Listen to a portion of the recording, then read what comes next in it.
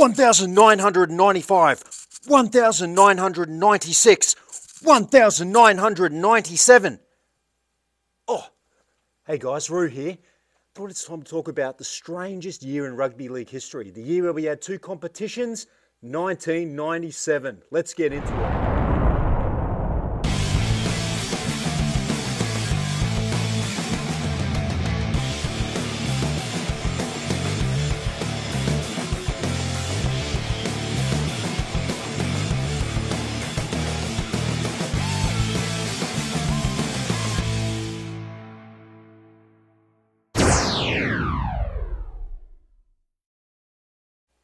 G'day guys, Roo here. Thanks for joining me for another episode of Roo Remembers.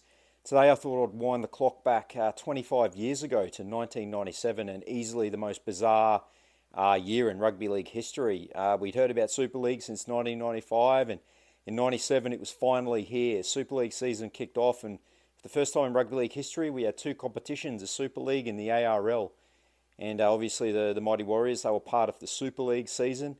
Didn't have the greatest year in the Super League year, it must be said.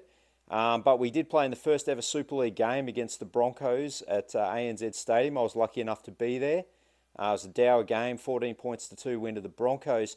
Funnily enough, I ended up being at the very first and the very last Super League games in history. I was, again, lucky enough to get tickets to the grand final.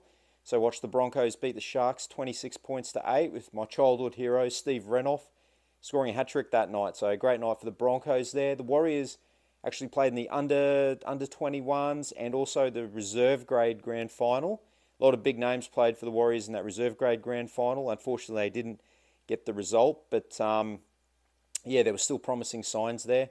As I said, not the greatest of campaigns for the Warriors. We did do very well though in what most people remember as the farcical, ill-fated World Club Challenge, where all the English Super League clubs came over here and played the Australian Super League teams, and vice versa. We went over there and played them in sort of a round-robin tournament, and the Warriors played valiantly, and they narrowly went down in the final semi-final to the Broncos at ANZ Stadium. Another game I was at. They played very well that night. Lee Odenryan had a really good game, scored a couple of tries.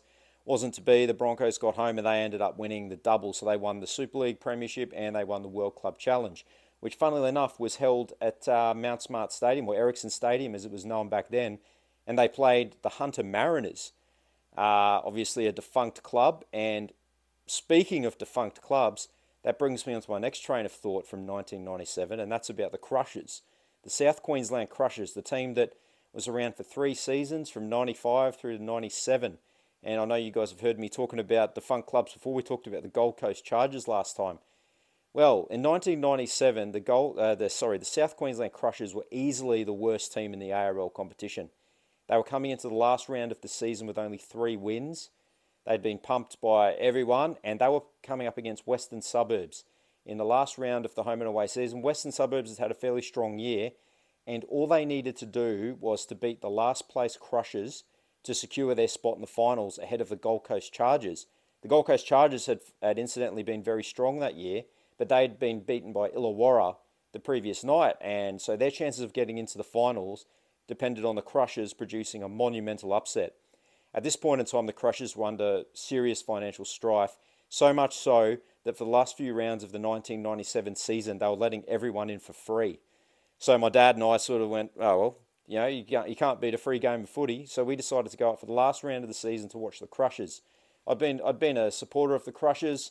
It's great to have another team in Brisbane, and we went and watched them whenever we had the chance. And like I said, they opened up the gates for free. So my father and I went up there for that game. While we were driving up to Lang Park, we were listening to the news, and across the news came the update that Princess Diana had actually been in a car crash. And obviously quite shaken by that, and we had that in the back of our minds as we rolled up to the game, and we went in, got our seats, and right before the match kicked off, that was when they announced that Princess Diana had actually passed away. So we had a minute's silence. The crowd was just in shock. She'd passed away from her injuries incurred in that infamous crash in the tunnel in Paris. And yeah, I think everyone was just in shock. And like I said, the crowd was stunned. It wasn't a huge crowd, even though it was free. There wasn't a massive crowd that day. Anyway, the game kicked off, and actually, when people say, "Do you know where you were when you found out when Princess Diana had died?" Well, we know exactly where we were. We were watching the Crushers. Yeah, the match kicked off, and the Crushers got off to a hot start, and I think they led something like 18 or 19 points to 6 at half time. They're looking good. They had some experienced players then: Craig Smith, Matt Toshak, former North Sydney players, and Clinton Schifofsky was playing really well. Mark Prothero. Steele Retchless, if you can remember him, the greatest name in Rugby League history. Anyway, they came out for the second half, and the Crushers just ran away with it. And they were leading 39 points to 6 before the Western Suburbs Magpies grabbed a couple of late tries, but it was too late, and the final score was 39 points to 18. In the process, the Crushers broke every single club record known to man. They brought their largest ever win. Clinton Schifofsky, I believe, scored 18 points on that day. That was a club record. And yeah, and what makes that even more interesting is that because the Crushers were under such financial stress, it was reported that they were going to merge with the Gold Coast Chargers, and they would become a sort of combined Southeast Queensland side. And what better way to start your partnership than knocking off the team like the Western Suburbs that were competition for the Gold Coast.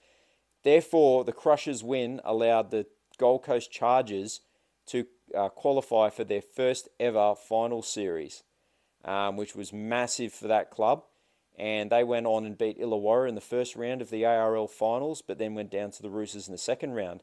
But I think this sort of air of confidence that they had made them feel like they could go ahead alone. So they ended up abandoning the merge with the Crushers, effectively ending the Crushers franchise forever.